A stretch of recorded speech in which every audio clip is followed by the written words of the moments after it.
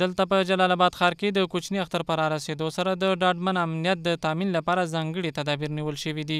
د جلال آباد ښاریان د امنیتي ځواکونو له داسې کړنو خوښ دي، خو دوی وایي چې یوازې د ځانګړو ورځو په مناسبت د امنیت ټینګښت بسنه نه کوي، بلکې د دایمي امنیت لپاره د کار وشي.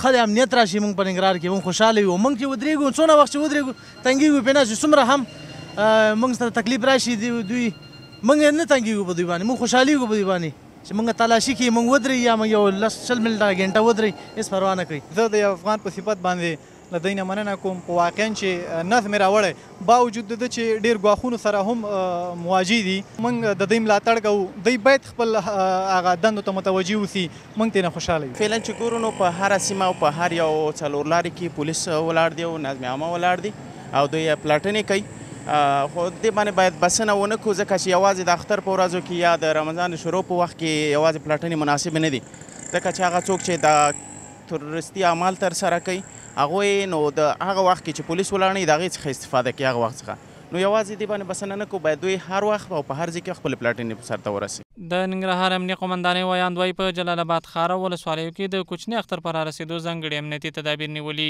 او په خلکو یې غږ وکړ چې د امنیت په تامین کې له دوی سره لازمه مرسته او همکاري وکړي. د اختر د رارسېدو په مناسبت باندې ځانګړي پلانونه ترتیب کړي دي چې زموږ ولسونه دغه د خوشحالۍ ورځې په ارامۍ او په خوشحالتیا باندې تېرې کړي. په خپلو ولسونو باندې ویاړو، همیشه یې موږ سره مرسته او همکاري کړې ده. بیا هم موږ ته غوښتنه کوو چې د ننګرهار ولایت د امنیت په خوندیتوب کې زموږ سره مرسته او همکاري وکړي. د هېواد امنیتي وضعیت ته په کتو اوس اختري مېلې او دودیز جشنونه د پخوا په پرتله یو څه کم رنګه شوي دي.